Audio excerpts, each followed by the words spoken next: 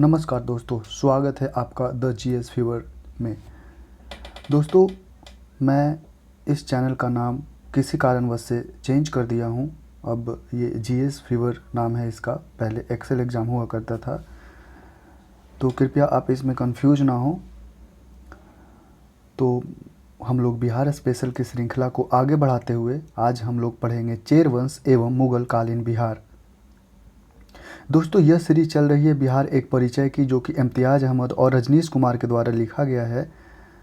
अगर इससे पहले की वीडियो आप लोग नहीं देखे होंगे तो कृपया चैनल को सब्सक्राइब करके प्लेलिस्ट में जाके वो वीडियो देख सकते हैं। सारे के सारे वीडियो सेव किए हुए हैं। सारे प्लेलिस्ट जो है अलग अलग बनाया हुआ है। आप चाहे तो वहाँ पे जाके अलग अलग प्लेलिस्ट के वीडियो देख सकते हैं, जिसमें कि एनसीईआरटी सार संग्रह भी है और भी आने वाले समय में अलग अलग श्रृंखला का शुरुआत किया जाएगा। तो चलिए बिना देर किए हुए शुरू करते हैं सीरीज का पहला प्रश्न। तो ये है चेर वंश एवं उज्जैनिया वंश। तो पहला प्रश्न है, पूर्व मध्यकाल में सोन नदी की घाटी के किस क्षेत्र में किस जनजाति राज्य का उत्थान हुआ? ये कहता है पूर्व मध्यकाल में सोन नदी की घाटी के क्षेत्र में किस जनजाति राज्य का उत्थान हुआ? तो इसका सही उत्तर है खरवार। अगला प्रश्न है, पाल सत्ता के पाल काल में मध्य बिहार के किस जनजाति ने अपना राज्य गठित किया? तो भार जनजाति ने मध्य बिहार में अपना राज्य गठित किया था, वो भी पाल सत्ता के पतन काल में।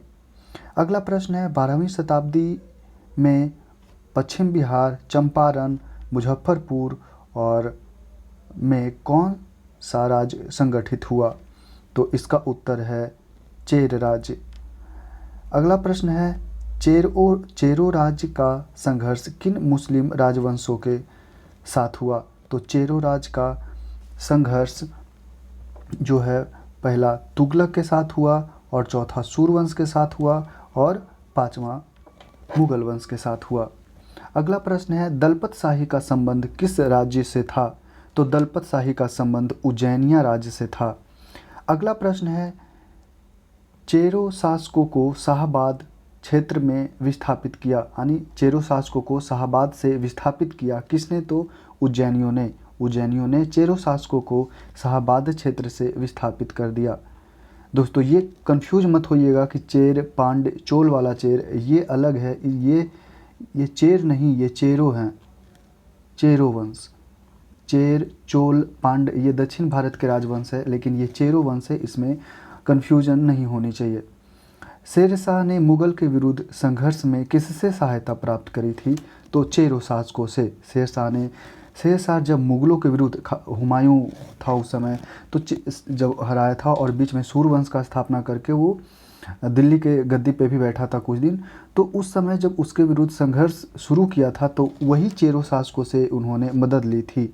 बिहार पर राज करने वाला जनजातीय राजवंश कौन था? तो चेरो वंश। अब यहाँ पे क्लियर हो जाता है कि ये बिहार पे राज करने वाला एक जनजातीय राजवंश था जिसका नाम था चेरो राजवंश। तो पाल वंश के उपरांत चेरो वंश ने शाहाबाद, सारण, चंपारण एवं मुजफ्फरपुर के जिलों में अपनी सत्ता स्थापित की थी। अगला प्रश्न है, किस चेरो राजा ने जगदीशपुर के मेले की शुरुआत की? तो इसका सही उत्तर है फूलचंद। फूलचंद ने जगदीशपुर के मेले की शुरुआत करी। चेरो जनजाति की शक्ति का वास्तविक पतन किसके द्वारा हुआ? तो उज्जैनिया शासक के द्वारा। तो चेरो जनजाति की शक्ति का जो वास्तविक पतन है वो उज्जैनिया शासक के द्वारा हुआ।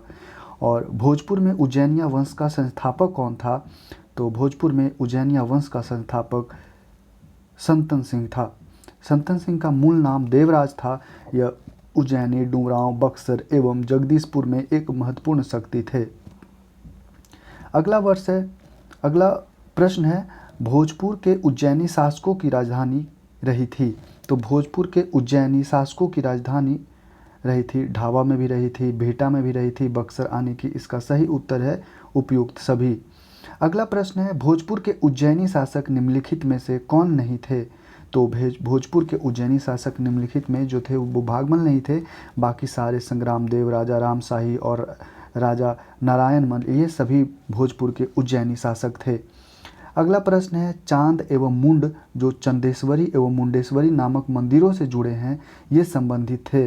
तो शाहबाद के चेर से, चेर यानी चेरो राजवंश, ये जनजाति वंश थे। अब यहाँ से बिहार में अफगानों की जो आगमन होती है वो शुरू हो जाती है, यानी कि उस वंश जब शेरशाह सूरी ने स्थापना करी थी, तो बिहार में अफगान सत्ता के आरंभिक उत्कर्ष में निर्णायक देन थी तो ये नुहानी कबीले की। नुहानी कबीले जो कि भारत में आए थे, उनकी देन थी बिहार में अफगान सत्ता का आरंभिक उत्कर्ष में। दूसरा प्रश्न है सिकंदर लोदी ने 1495-96 में किसे बिहार का प्रभारी नियुक्त किया? तो बिहार का प्रभारी दरिया खां नुहानी, यानी ये नुहानी के कबीले के थे, तो ये दरिया खां नुहानी है जो कि नुहानी कबीले के थे। इसे सिकंदर लोदी ने 1495 और 96 ईस्वी में इसे बिहार का प्रभारी नियुक्त किया और हुसैन शाह शर्की को पराजित कर इसे बिहार का प्रभारी बनाया गया था। अगला प्रश्न है बिहार में नुहानी राज्य का संस्थापक कौन था? तो बिहार में नुहानी राज्य का संस्थापक मोहम्मद शाह नुहानी था। और ये भी याद रखना है कि मोहम्मद शाह नुहानी को किसने बिहार का प्रभारी नियुक्त किया था? तो सिकंदर लोदी ने। ऐसा प्रश्न भी पूछा जा सकता है 1495-96 ईस्वी में। अगला प्रश्न है तो ये मोहम्मद नुहानी का असली नाम था, जो मोहम्मद खां लोहानी का असली नाम था बहार खां। इसे दिल्ली के सल्तनत से अपनी स्वतंत्रता घोषित कर दी। उत्तर बिहार का क्षेत्र सारण एक अफगानी नुसरत खां बंगाल के सुल्तान के अधीन था। अगला प्रश्न है महमूद लोदी को विस्थापित कर बाबर ने किसे बिहार का प्रशासक स्थापित किया? वो यह जलाल खां था। जलाल खां मोहम्मद शाह नुहानी का ही पुत्र था। और मोहम्मद शाह नुहानी को किसने किया? तो सिकंदर लोदी ने। अगला प्रश्न है अब आता है सूर साम्राज्य, यानी कि अब शेर शाह सूरी का समय यानी का स्टार्ट हो जाता है, जो कि 1540 से 45 ईस्वी तक की है, 5 साल की मात्र। और ये बहुत ही महत्वपूर्ण विषय है भारतीय इतिहास में। सूरवंश यानी कि सूर सम्राट शेर शाह सूरी बहुत ही मायने रखते हैं। सूरवंश की स्थापना किसने की थी? तो इसका सही उत्तर है शेर शाह सूरी। शेर शाह सूरी का बचपन का नाम फरीद खां था और शेर शाह को शेर खां की उपाधि किसने दी थी? तो यही महमूद नुहानी ने। एक शेर को मारने के उपलक्ष्य में उसे शेर खां की उपाधि दी गई थी। अगला प्रश्न है शेर खां के पिता हसन खां जागीरदार थे, तो ये सासाराम के जागीरदार थे। ये भी पूछा जा सकता है कि शेर खां के पिता का नाम क्या था? तो हसन खान। अगला प्रश्न है शेर खां बिहार के किस शासक का संरक्षक नियुक्त हुआ था? तो शेर खां बिहार के जलाल खां का संरक्षक नियुक्त हुआ था। और जलाल खां को बिहार का प्रभार किसने नियुक्त किया था? तो ये बाबर ने महमूद लोदी को विस्थापित कर जलाल खां को बिहार का प्रभारी नियुक्त किया था। अगला प्रश्न है बिहार में शेर शाह का राजनीतिक वर्चस्व किस युद्ध में उसके विजय के साथ स्थापित हुआ? तो सूरजगढ़ा का युद्ध था, उसके साथ ही बिहार में शेर शाह का वर्चस्व स्थापित हो गया। अगला प्रश्न है शेर शाह ने किस युद्ध में हुमायूं को पराजित किया था? तो इसका सही उत्तर है सी, यानी कि चौसा का युद्ध और बिलग्राम एवं कन्नौज का युद्ध। तो शेर शाह ने बिलग्राम अथवा कन्नौज के युद्ध में हुमायूं को पराजित कर स्वयं को दिल्ली का सुल्तान घोषित किया। अगला प्रश्न है शेर शाह द्वारा पटना के नवनिर्माण का वर्णन किस रचना में मिलती है? तो डी इसका सही उत्तर है तारीख़ दाऊदी। प्रश्न को फिर एक बार दोहरा देता हूँ, शेर शाह द्वारा पटना के नवनिर्माण का वर्णन किस रचना में मिलती है? तो तारीख़ दाऊदी में। अगला प्रश्न है शेर शाह द्वारा अफगान राज्य की पुनर्स्थापना किस युद्ध के उपरांत हुई? तो इसका उत्तर है कन्नौज, यानी कि कन्नौज या बिलग्राम युद्ध के बाद शेर शाह द्वारा अफगान राज्य की पुनर्स्थापना की शुरुआत हुई। अगला प्रश्न है शेर शाह का प्रशासनिक प्रयोगशाला कहाँ था? तो शेर शाह का प्रशासनिक प्रयोगशाला जो था वो सहसराम में था। इसी को सासाराम भी हम लोग बोलते हैं। बिहार का अंतिम अफगान शासक कौन था? तो दाऊद खान करारानी। और शेर शाह का मकबरा कहाँ है? तो सहसराम में, इसी को सासाराम भी बोलते हैं। शेर शाह का मकबरा अफगान स्थापत्य का सर्वश्रेष्ठ उदाहरण है। अगला प्रश्न है, शेर शाह द्वारा पटना का दुर्ग और पटना को राजधानी बनाने की चर्चा कहाँ मिलती है? तो तारीख़ दाऊदी में। तारीख़ दाऊदी की रचना अब्दुल शाह ने की थी और इस तारीख़ दाऊदी में शेर शाह द्वारा पटना का दुर्ग और पटना को राजधानी बनाने की चर्चा मिलती है।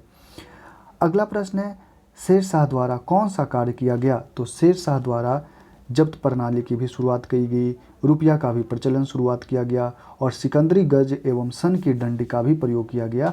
इसका प्रयोग भूमि मापने में किया जाता था और जब्त प्रणाली का भी शुरू किया गया और रुपया का प्रचलन भी शेर शाह सूरी के ही शासनकाल में शेर शाह सूरी के ही द्वारा शुरू किया गया।